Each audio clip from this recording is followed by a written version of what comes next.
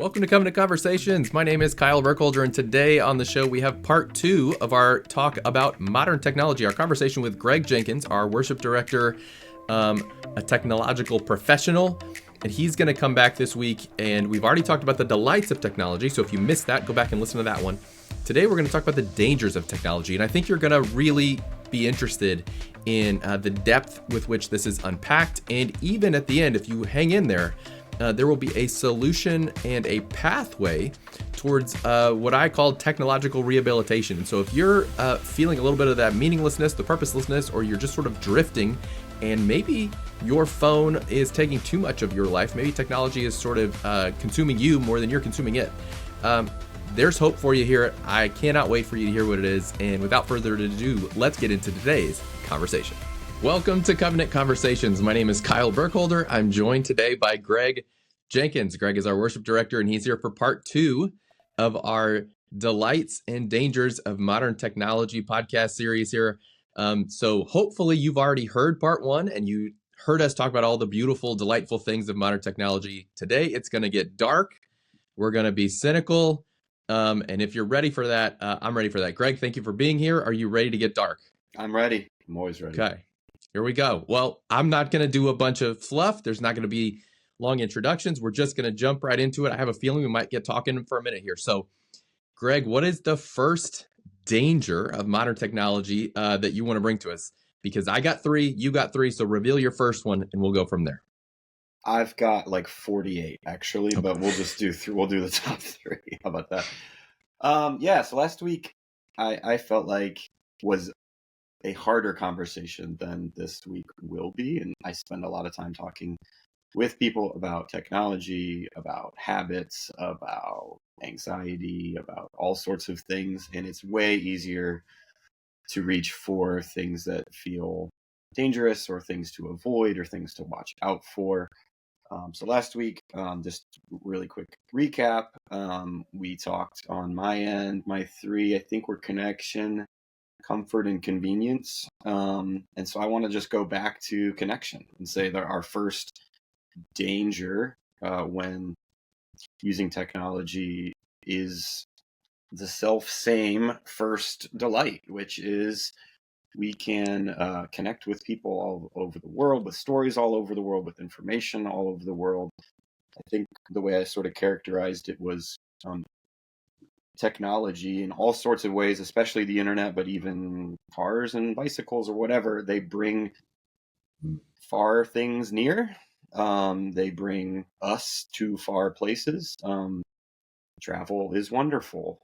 Obviously, for millennia, it would be really odd for a single person to have been across the world one time, let alone every summer or whatever. Like, we're living in a different sort of world where distance now just isn't as much of a barrier. So while that's awesome for long distance family relationships and sharing photos with loved ones and all like the sort of like easy to reach for benefits of sort of lowering the obstacle of proximity, I don't have to fly to this person to talk to them. I can,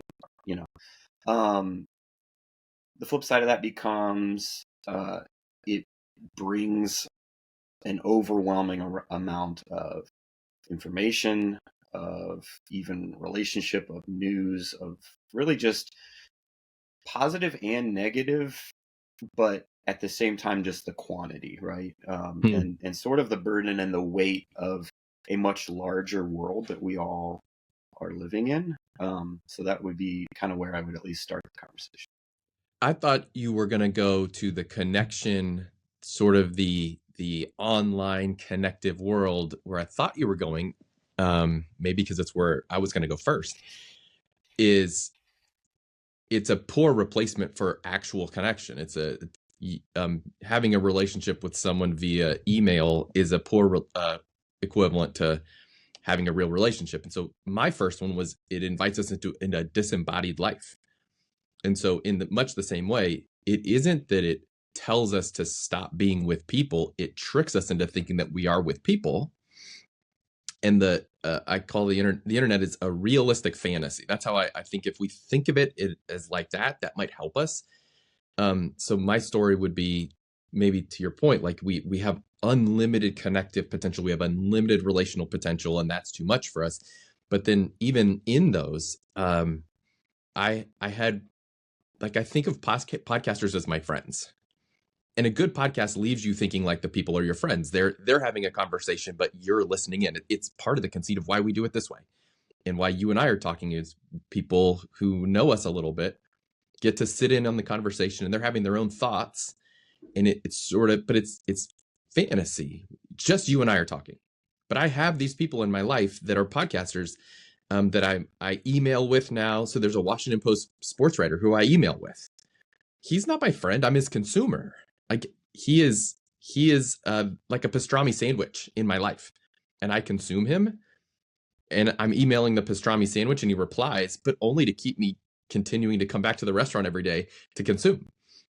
And so the dangerous part for me, I guess, and maybe you can kind of see if this is in line with where you were going, is we spend time cultivating relationship with fantasy friends and end up with no real life friends. We end up cultivating fantasy mission or purpose in like the news or with politics or whatever we're like drawn into, and we end up with no real life mission or purpose because we're living it vicariously through the internet or technological means. I don't get along with my family, but once a year we go to a beach far away through, technology allows it, and then we pretend we get along for pictures, but then we come back. Like, I feel like that's such a normal thing, but is that a little of the connection thing you were going for? Because that's 100% my first, like, this is a problem.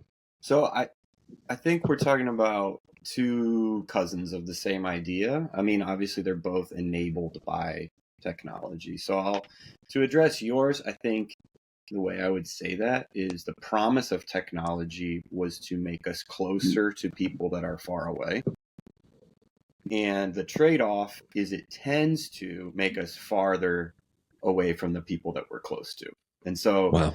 we can do both if we're really intentional and we're experts and we understand the game we're playing and we have really good self-control. Almost nobody does those things and has those qualities. And so we end up sort of telling ourselves like, well, it's possible that I could just use this technology to reach more people, to connect with more people, to love my neighbor, to expand the definition of what my neighbor is. And like, those are all great thoughts, and like a really capable and perfect person could do that. But in the conversations that I have, I'm sure in the conversations that you have with people as you're walking with them through things like anxiety or just the feeling of overwhelm, is that like, for the most part, we set out to do those things, but we actually don't do those things. So to your point, we replace maybe something like a relationship where we're being sharpened and challenged with a relationship where we're sort of consuming and existing. And we don't feel the acute effects. I think as we talk about the dangers today, like one of the sneaky sort of overlying themes of the whole thing is none of these things are dangerous in the way that drugs are dangerous. None of these things are dangerous in the way that falling off a cliff is dangerous. Like, we feel these effects on a scale of months, years, decades, more than we feel them on the scale of a single day, which makes them particularly treacherous. It's sort of the boiling frog, analogy. To go back to my proximity danger, I was thinking about it this morning as almost like a claustrophobia. So if we have technology all around us that brings not just relational value across distance, but just information, just stuff, things that are happening, the way the weather is, this political event, this sports story, this heartwarming whatever. It's just stuff, right? And I don't even need to judge the value of the stuff, if the stuff's real. Like, those are all great conversations to have. Is this even real? Did this actually happen? Like, great. But let's just say it's all sort of innocuous and it's all sort of real. That's fine. There's just a lot of it. And so the first sort of danger that I see is that we sort of get used to a life that is cram jam full of stuff that doesn't actually have a lot to do with what we would probably set out as our life's purpose, our mission. Like if each of us sort of treated our life like an organization and said, like, what's my mission? What am I setting out to do today? But then I fill most of my time learning about, interacting with, memorizing, commentating on things that have nothing to do with that. I'd be like, oh, that's a weird, sneaky problem, right? And so I use the word claustrophobia because I think what most people want is like fresh air. And like what we've done, again, we've brought far things close, but we've brought too many far things too close, and to the point where we are almost just panicking and going like, there's just stuff everywhere. The other challenge is that a lot of the ways we cope are then the exact same, right? So I'm stressed, I'm freaking out, there's too much stuff. Let's turn on Netflix and chill. Like that doesn't totally, that it's sort of like a cyclical thing where the remedy is the problem. So. Yeah, scrolling makes me anxious, but my go-to behavior in anxiety is social media scrolling. And so you're just like, well, that's not going to fix the problem, but it is where we find ourselves. So is it the overwhelm of the too much? It's just like, we were not designed for this amount. We were designed for 150 people, for some real relationships, occasional heartache. Like we were designed for all that. And just living in the world where I'm faced with famine on the news and political violence and everything else, if I'm going to really pay attention to any of it at all, it's overwhelming. And to your point, maybe stepping on one of my future points, it begins to limit our potency locally because we're sort of spent emotionally, purpose-wise, whatever. We're spent caring about so many other distant things that almost the thing right in front of me disappears. I just don't have that. I only have limited capacity. So 100%. That's exactly what I'm saying. And yeah, the idea that our local, our batteries are out. We carry heavy burdens that we don't know we're carrying. They're not often things that we're thinking about at the front of our mind. They're just, it's weight. And like you said, we're designed for this number of people. We're designed for like a world that our like feet can carry us to the reaches of where we can live and love. And like, again, the irony being we can now reach farther, but we're maybe doing less. So if it's love your neighbor, like we've really over-indexed on increasing who our neighbor is, and we've maybe given up how much, relatively speaking, we're able to love them. Another piece of that comes from like who we rely on, and I think technology at its core serves to help us rely on, it makes us more self-reliant. Gives us abilities we don't have. It gives us access to things we couldn't get. I'm not going to grow my own mangoes, but someone's going to grow them and fly them and supply chain them to a couple, miles away from me, and I'll end up, So it gives us this ability to rely elsewhere. And what we end up not doing is relying on the people around us, or just sort of having to live with, like, well, no, these are my actual neighbors. Like the houses that I can see right here, those are my neighbors. Yeah, I'm going to pick some other neighbors. It's perfect. It's perfect. I mean, okay, so let me take, because this is my third point, my number 3 on our 3-part is, I'm just going to tell you, because it is, I think it makes us locally impotent. Technology, fully connected life. I'm reading this book called Scrolling Ourselves to Death.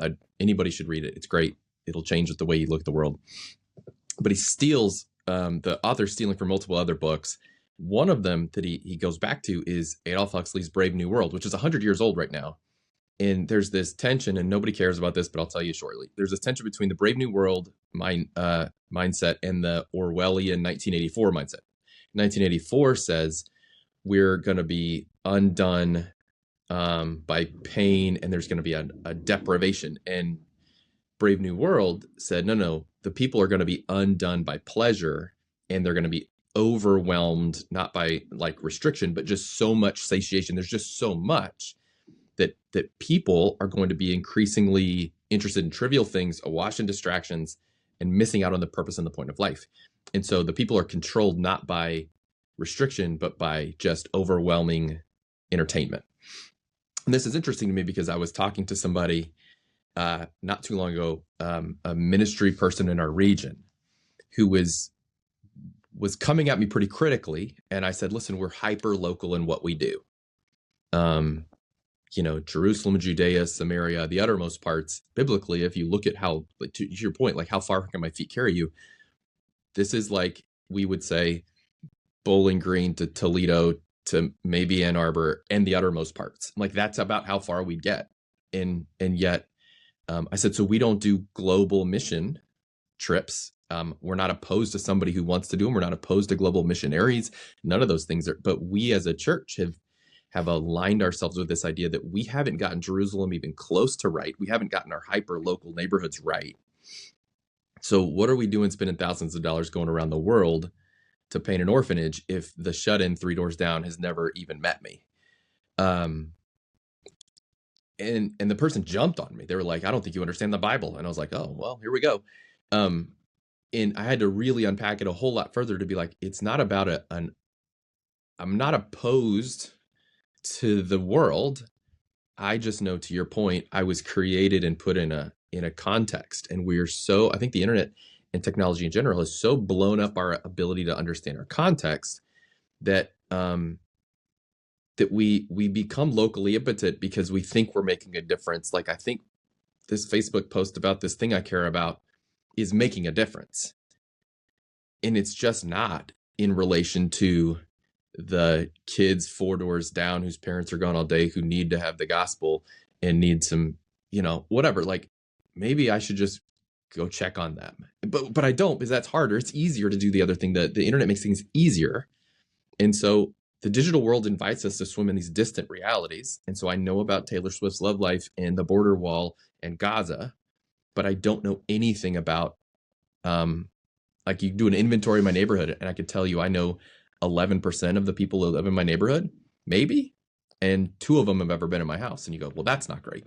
So to what you're saying, I think that is a wild, like the overwhelm is the thing that is actually creating impotence in us. And I was like struggling with whether to use that word, because that word is kind of a loaded word, but it's actually the exact word I want to use, because it's not just like it's putting us on the sidelines. Like, no. It's stealing our power and our ability to live out the purpose we were designed for. And we're too distracted to notice it, which is the whole idea. My second thing was going to just go back to the convenience, right? Yeah. And so in convenience is more of what I want with less effort. And I think that really ties into what you're saying. I want some sort of satisfaction or feeling as if I'm making a difference or whatever. I want less friction in life in general. And so because the internet is wide, I can engage with a conversation until I don't really want to anymore. And then I can just leave it behind. And you can't really do that with real humans, with real faces that are in a conversation with you. And so there's sort of a relational convenience there where it's like, well, I actually never have to interact with this person or probably bot again, because I can just walk away. It's funny too, because like we talk about the internet, I keep going back to technology in general as like as a continuum or a spectrum or like a path that we're on.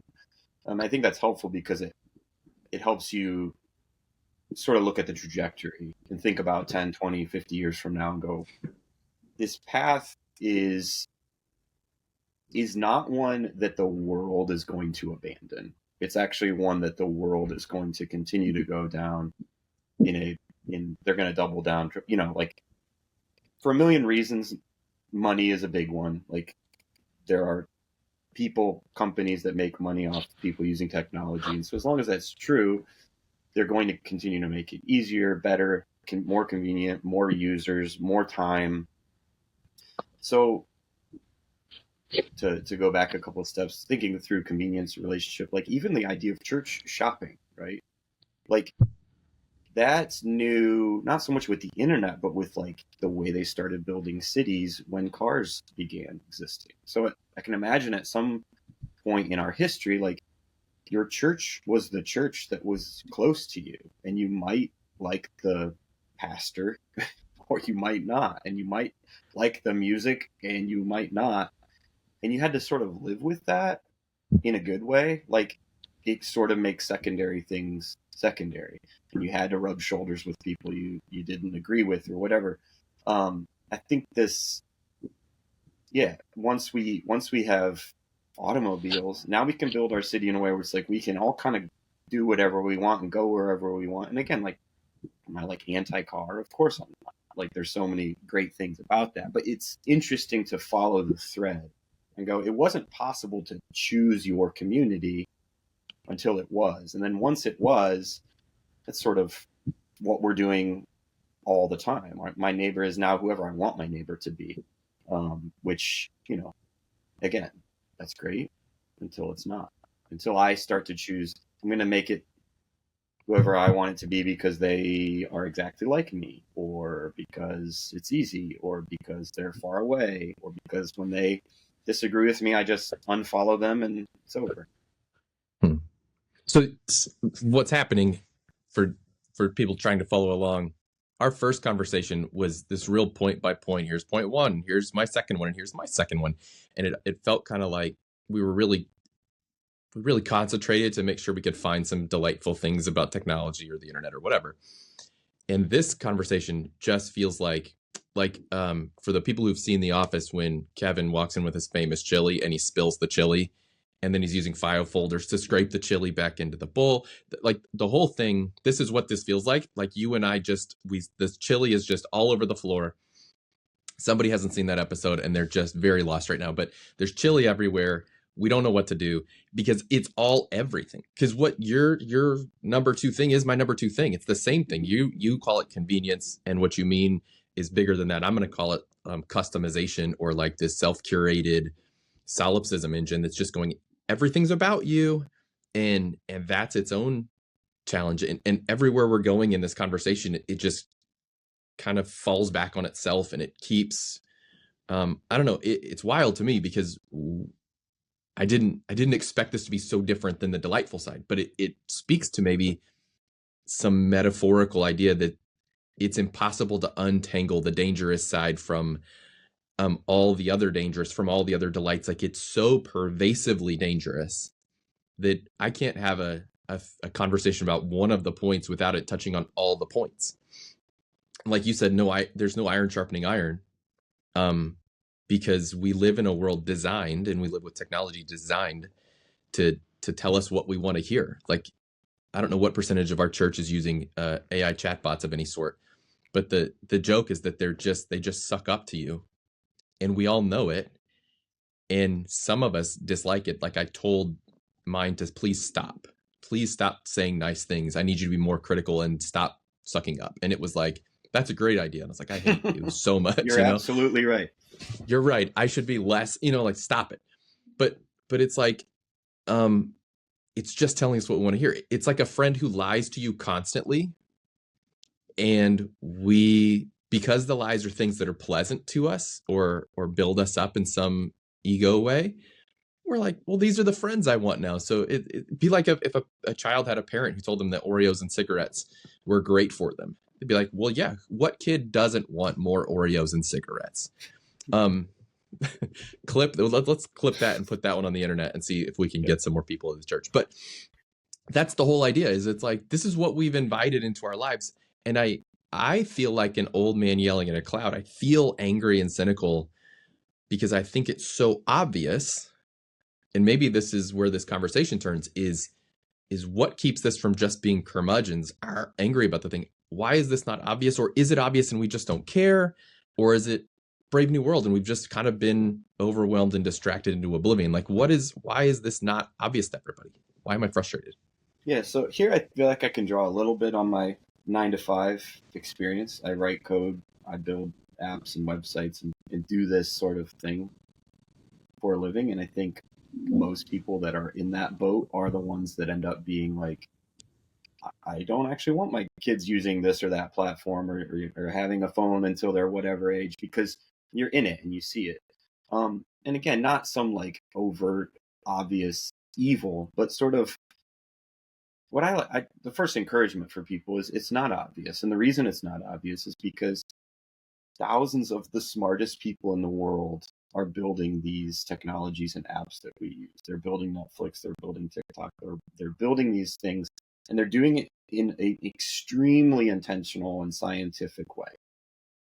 Most apps like Instagram or whatever start as like, oh, it's a photo sharing library, and there's like a few people building it. And like the reality is like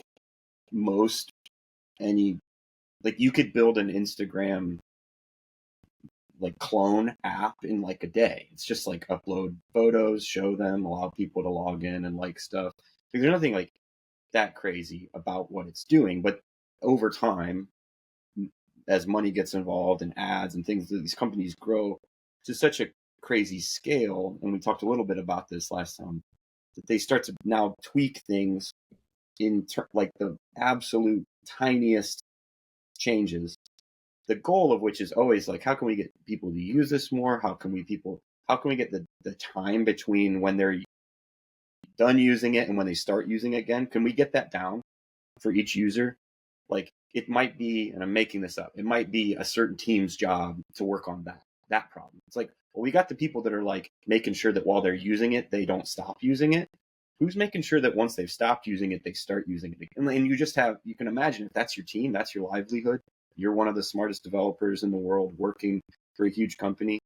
That's your problem. You're not trying to get a man on the moon. You're not trying to like, solve some huge world crisis. You're like, each user, if we can get another half second out of them, that translates to this many ads. That translates to this many billions of dollars, right? And so like the encouragement there is you're up against, you're playing a game when you choose to engage in some of these technologies, where your opponent, you might not know you have one, or you might not think about it this way, but I think it is a helpful way of looking at it, is hidden from you, and they're smarter than you. And for me, this is good. This is good. Pause there, because they are playing a game against us. Our attention is there. We are not the customer. The advertiser is the customer. So they're selling us to someone else. Okay, that's good. But when you're saying, don't lose where you were going, when you're saying we are playing against these super smart people, in the news recently, Facebook is Meta, whatever their parent company, they've been buying all these AI geniuses, these researchers. They've been giving them contracts of hundreds of millions of dollars. And so we're conditioned as a people to look at the sports landscape and be like, that's incredible that this guy's making $100 million a year. There's NBA players making $75 million a year now. That's ridiculous. Well, they're worth it in the sense that they have the only person in the world with this skill set, and there's a way to monetize that down the road. So we look at it and we go, as stupid as it is that Patrick Mahomes makes $63 million, I guess it's justifiable because they're making lots of money and he's the only person who can do what he can do. And if you and I, so let's go back to the NBA one, the basketball one, you go, okay, if you and I had to play against the guys who made the five highest salaries, we would get smoked so hard, and we'd know it because we can see them physically and go, well, these guys collectively make $400 million a year, just the five of them. And they beat us 136-0.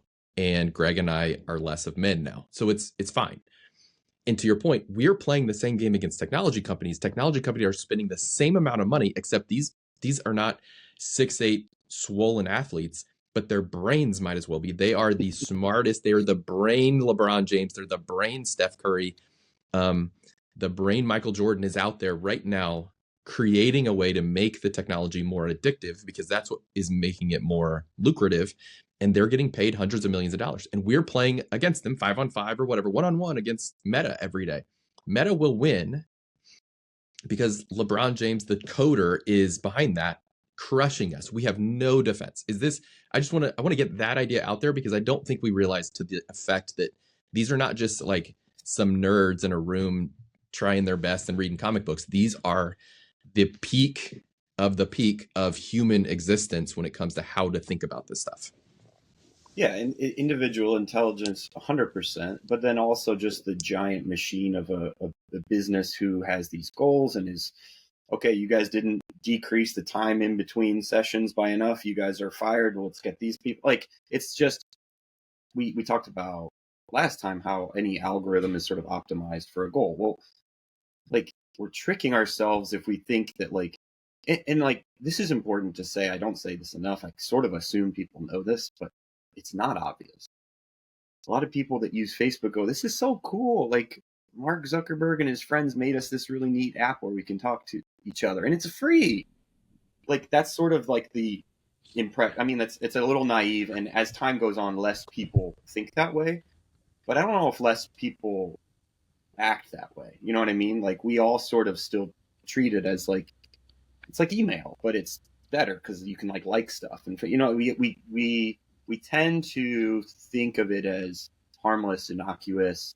I always go back to this metaphor. 10, 20 years ago, I used to say, and I didn't make this up, but I liked thinking about technology. It's a tool, right? It's like a tool, like any other tool, like a scalpel. You could use it for good things, like doing life-saving surgery, or you could use it for bad things, like stabbing someone and robbing them. But the scalpel isn't good or bad, right? That's how I used to think about it, and I've really actually changed the way I think about it, because that really only holds up if the tool itself is pure, sterile, stainless steel, exactly what it says it is on the label. And a lot of the technology that we use isn't necessarily what it says on the label, right?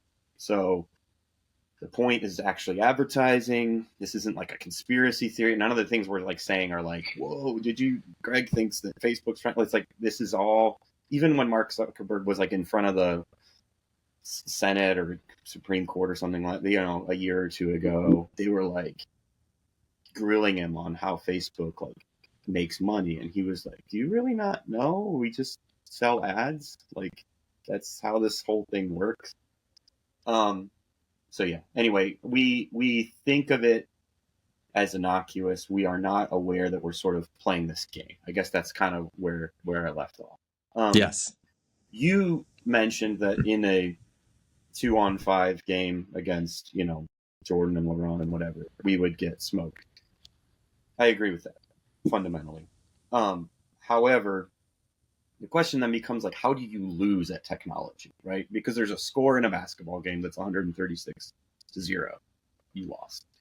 This kind of goes back to what I was saying before. Like, the felt misery of these dangers exists, and you can see it diagnostically as you talk to your friends, but it's actually not something that people intuitively connect back to the technology, which is what sort of makes it insidious, in my opinion. So to get really practical, we obviously like to just throw big words and ideas around, but to get really practical, like one way you might as a person measure whether or not you're losing in this game of technology is like, more often than not, do you do the thing you planned on doing with technology, right? So do you pick up the scalpel to do surgery and end up stabbing someone? Like, that's the dumb metaphor, but like, how many of us go, the thing I'm going to do right now is get online and order groceries from Kroger. And then that's the thing I'm doing. And then you're like, 2 hours later, you're like, oops, I just watched a movie. Like, the funny thing is, like, in real life, if I like got in the car and told my wife like, hey, I'm going to the grocery store, I came back 2 hours later, I was like, I actually went up to the cinema on accident and watched a movie, and I didn't actually get like. No, this is great. It's ridiculous. I've said in my house, we should start declaring what we're doing. Every time you open your phone, you should declare what you're doing. So if you're getting on like Amazon, you should go, I'm going shopping, and you have to say you're going shopping, because where it hits you is the 9th time that day you got on Facebook Marketplace or you got on Amazon or whatever, you have to go, I'm going shopping again. Like, we would go, well, that's problematic. You should probably not shop this much.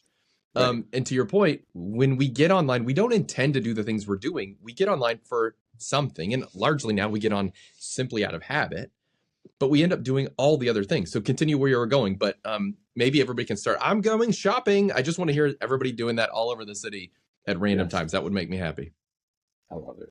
Exactly. I mean, intentionality ends up being the word, right? So I don't think a conversation like this is ever going to end with, okay, everyone who's listening, stop using technology. Like, I already said that I use technology and build things with technology for my job, right? So the remedy doesn't become like abstinence from technology. It becomes like intentionality. You go like, is this, of all the tools that I have in my tool belt, of all the apps I have installed in my phone that are with me 24/7, do I want to have them all with me?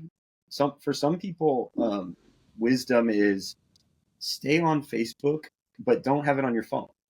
Make it a thing that you have to get out your laptop and log in. Make it that a little bit harder to do. And so like this kind of ties into where we landed last week, which was like, is pushing the convenience score of everything in your life toward more convenient always the thing that's going to lead to your thriving, your flourishing, your wholeness? Is pushing the comfort level of your life toward a more comfortable always going to be good for you in the long run? And so then you start to be deliberate and intentional about, okay, I actually need less convenience here. Okay, I'm gonna walk when I go to this coffee shop. I could get there in 2 minutes. I'm gonna get there in 15 minutes. It's less convenient on a lot of different, very like robotic scores. It's less efficient, takes more time, takes blah, blah, blah. But then you go, but like on the human level of like, it connects me to the place that I am. I notice things. I have time to breathe. I have time to think. So that's a lot of words to say. Uh, are there ways, and each person has to sort of decide what these are, but where you can remove, limit.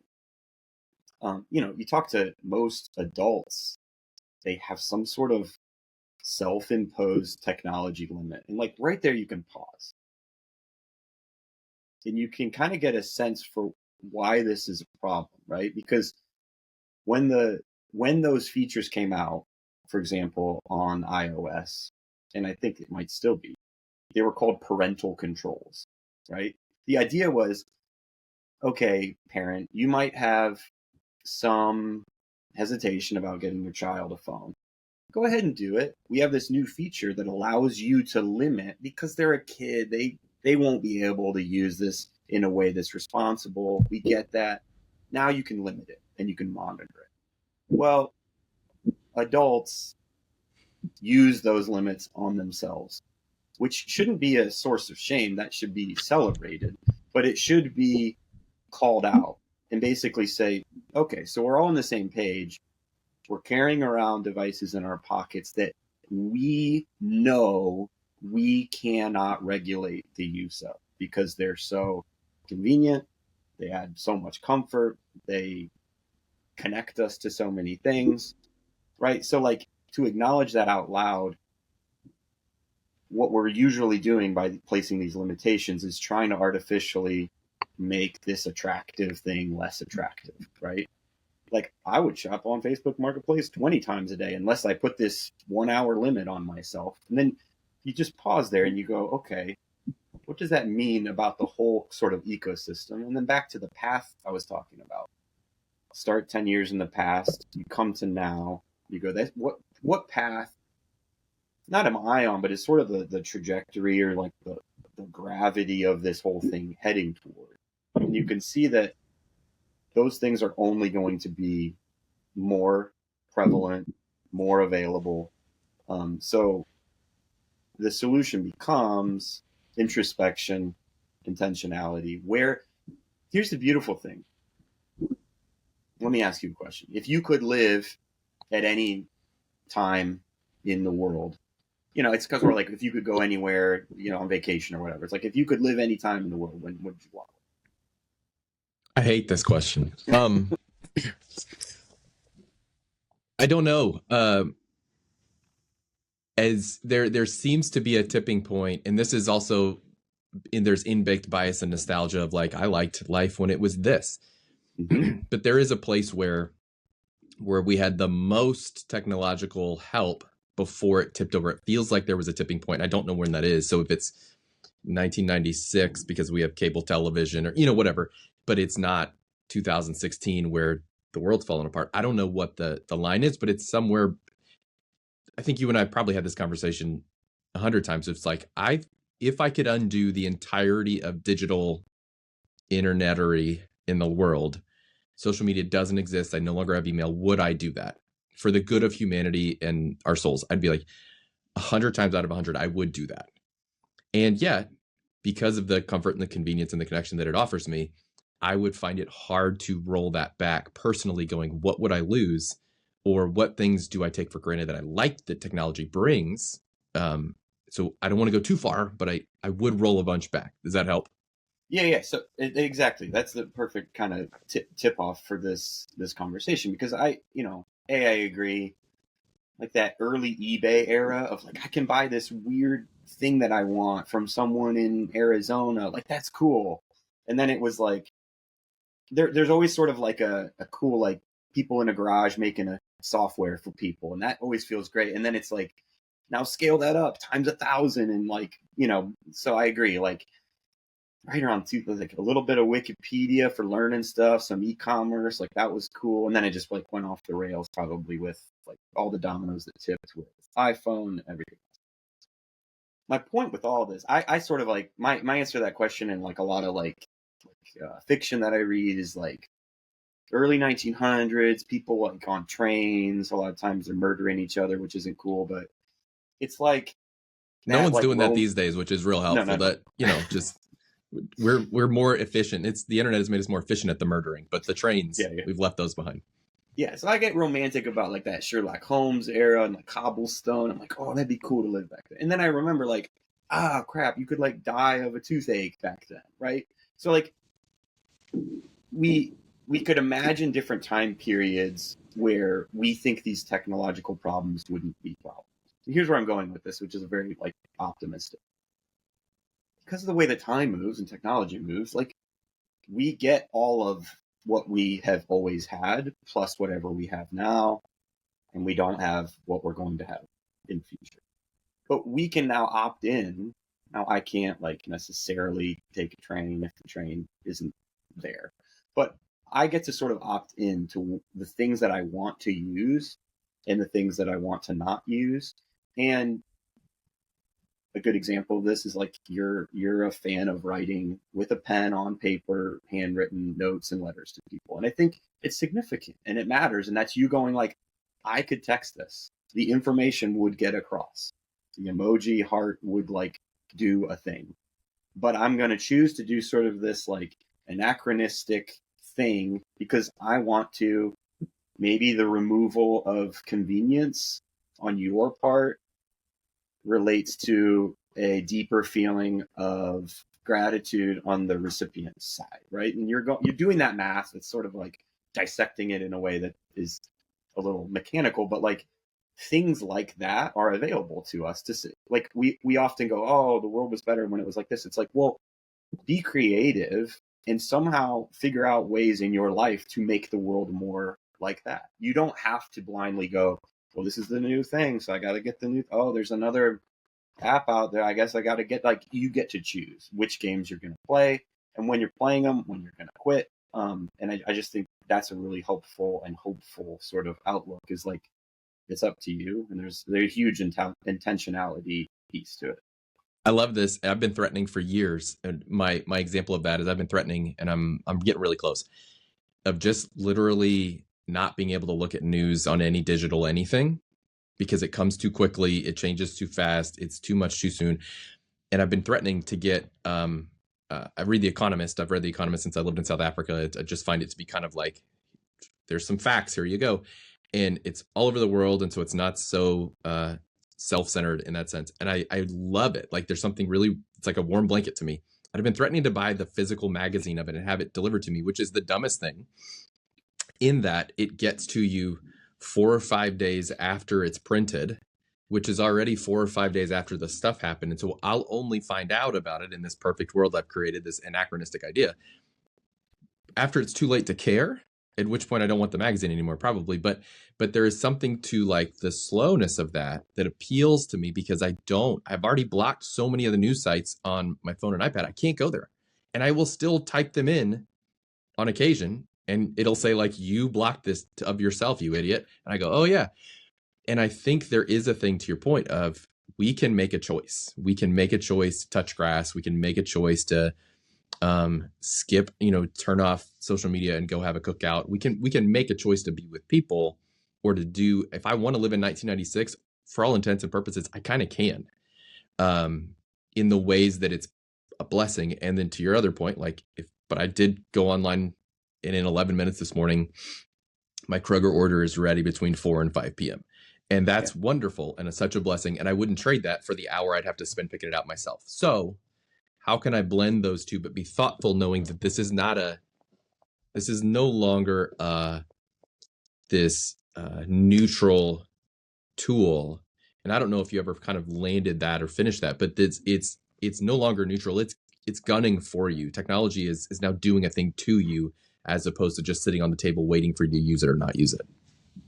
Yeah, and the thing is, again, sometimes when I talk about this, I think people get the sense that it's like anti-technology, or the technology companies are inherently evil. All of this sort of makes sense from each individual party. You're like, these are not charities. These Facebook and they're not like, they are businesses, and we all sort of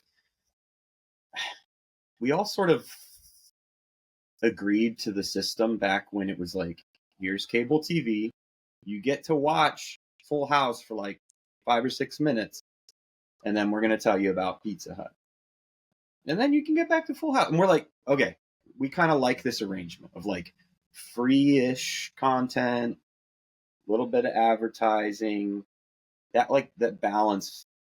We all sort of signed up for it, and we were okay with it. And then it's just keeps kind of moving and encroaching, where now it's like hard to even tell sometimes what is an ad and what isn't, which I think is it's tough. Where was I going with this? Intentionality. That's the main thing. So you get to choose, you get to make the choice. You said you can like live like it's 1986. I think the main thing is like, you have to be prepared, right? Like you said about Kroger. Like, it doesn't make any sense to take this high-minded sort of principled stance against technology. It's like, what does that even mean? We're on a computer. I got headphones. Like, yeah, we're doing this. Like, move out into the middle of nowhere, get off the grid. There's a lot of technology that goes into doing that too, right? Yeah. Solar panels and everything. So whatever.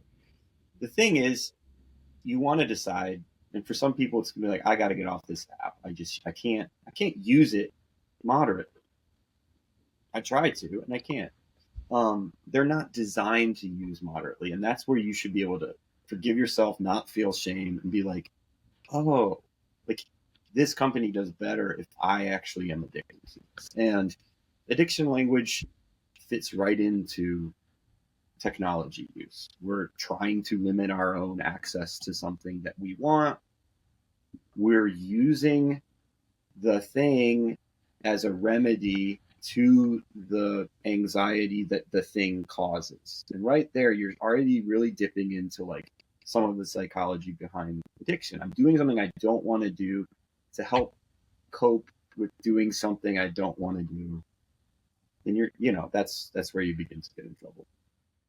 This is good. And it's everywhere. If somebody wanted to Google the gamification of life, you'd get a lot of articles pretty quickly about how sports gambling companies are using this, and social media is using this. Everybody is using, everything is becoming a game. Politics has become a game.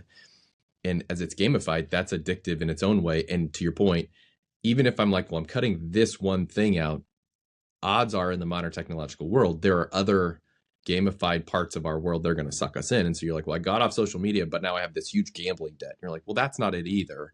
And so it really is like that, can I be circumspect about the world I live in and recognize, it almost is to your point, can I recognize the agenda of the thing I'm using? And until I Using can right there, recognize their you got to agenda, pause right yeah, there. The word using is perfect. If you are using technology, you're winning, because that yeah, means you've decided what you want to do, and now you are picking up a tool to accomplish the thing that you decided you want to do. What I see more often than not is that technology is using people. And you see that in the overwhelm, in the exhaustion, in the anxiety. And I think that's the key. Sorry, I didn't mean to interrupt, but like the word that's great. using is just so part and parcel to the discussion of technology. If you can honestly say you're using technology, then use technology. That's what you did to order Kroger, and that's why the groceries are there, and that saved you an hour of your life walking through aisles. Like, you used technology, did the thing you set out to do. Done. Great. Um, yeah, that's just not most of what it is, and it's also not binary.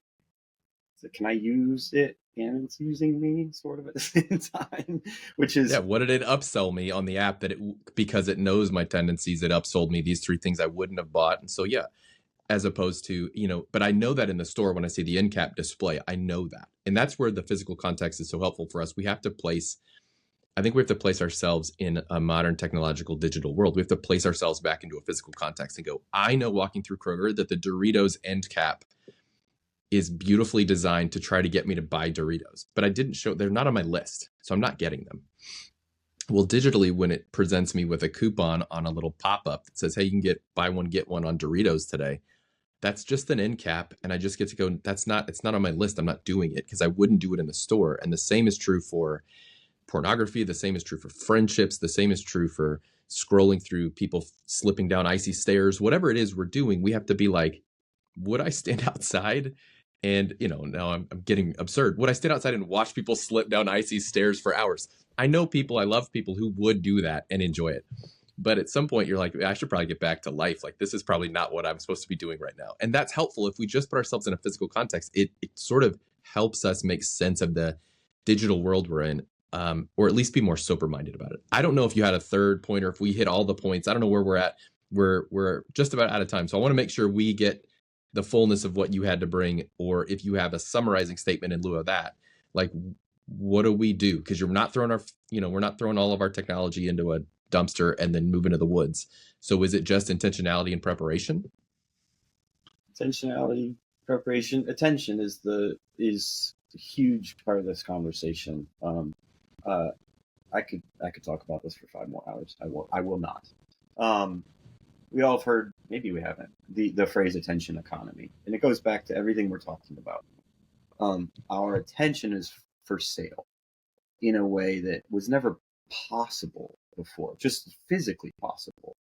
Um, Someone could come knock on our door and say, would you like to buy this thing?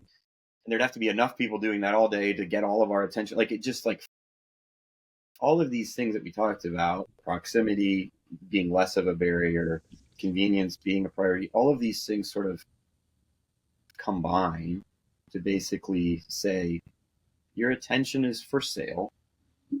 It's not going to feel bad to sell it. It's not going to feel like you're losing something. Like when you go to the store and or maybe not a store, but you're going to buy a car. Like there's a weight to the money that you're outlaying to get the thing, and you really have to do the math and go, yeah, but I really want this thing. It's going to be worth it, right?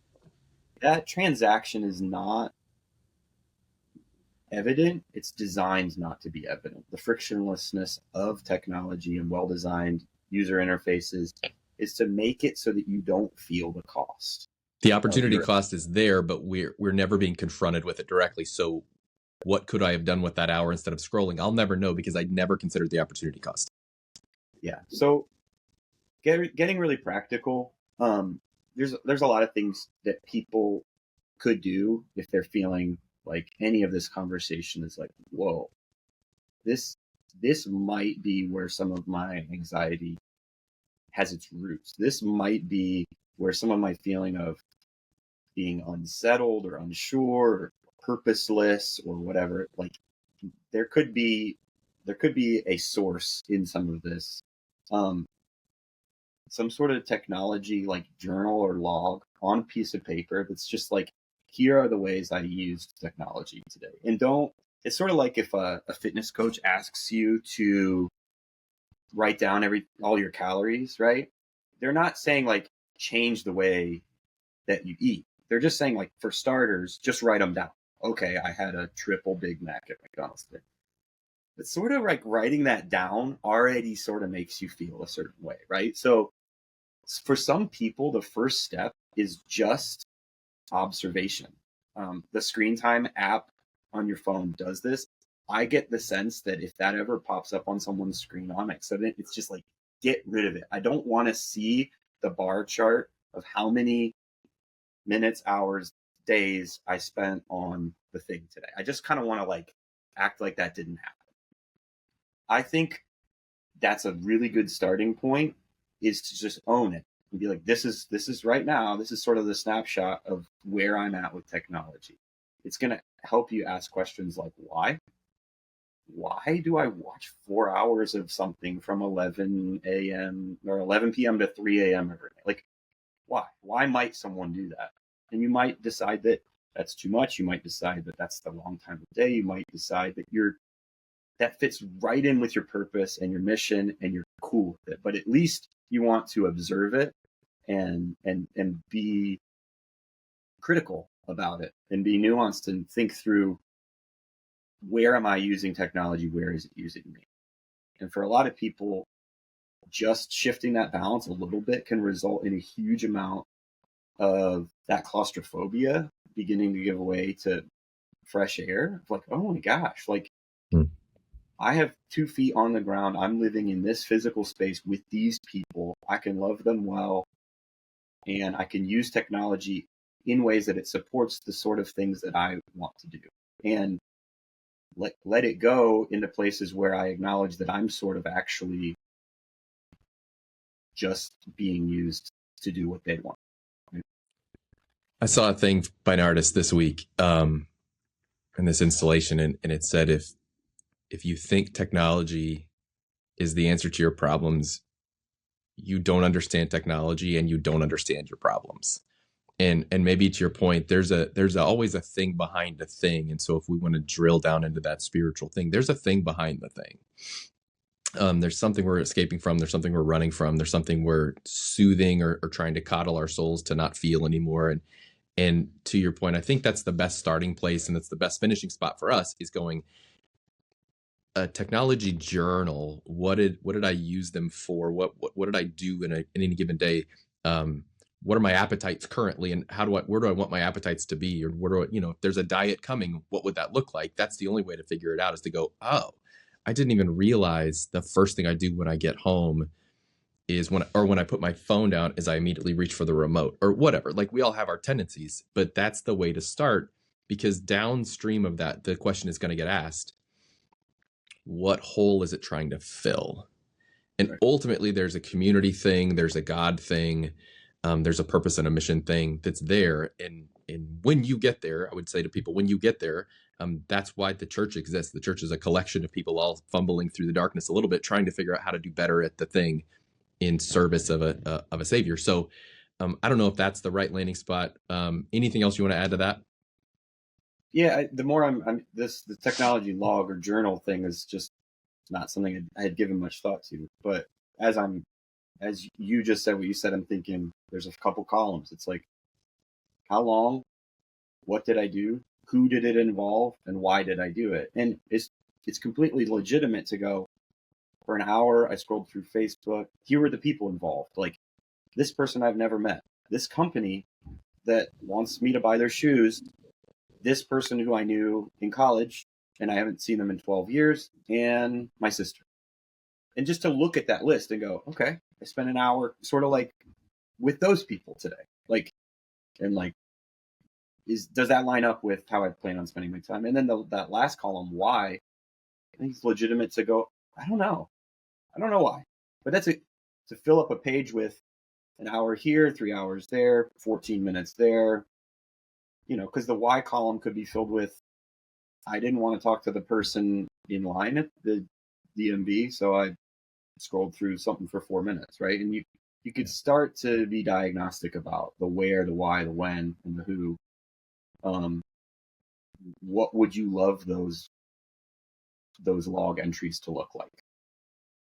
I That's did great. 30 That's a minutes great on spot. Netflix with my family watching a thing that we all liked and we laughed about, and now it's an inside joke with real human. Like, there are great ways to embrace and use the technology and the tool, right? And so I think that's my main thing. I think over the last several years, I've my tone a little bit has changed, and that maybe not the content of what I want people to see or feel about technology, but like it can be optimistic, it can be hopeful, it can be useful, but it starts with being prepared and intentional. What do I want my days to look like? Not my day like 9 o'clock, 10 o'clock. What do I want my days to be filled with? What do I want my life, not to get too cheesy with it, like at the end of my life, what am I going to look back and be like, I invested my attention, which is in a way all I have, right? Like, what are we if not just our ability to engage, be present?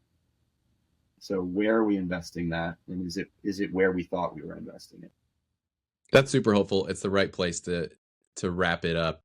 Um, I would have cynically said, or we can just wait for the AI enabled app that will chart all of this for us. That would be ad supported and really efficient. But this is better. Be intentional.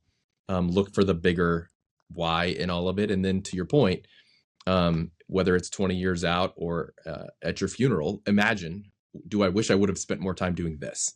And if the answer is no, then there are ways and there's tools. And if somebody wants to email me, Kyle at bgcovenant.org, be like, hey, what are the books I can read, or what are the resources out there? Are there groups I can join? What are the things I can do to begin filling that time intentionally to even rehabilitate?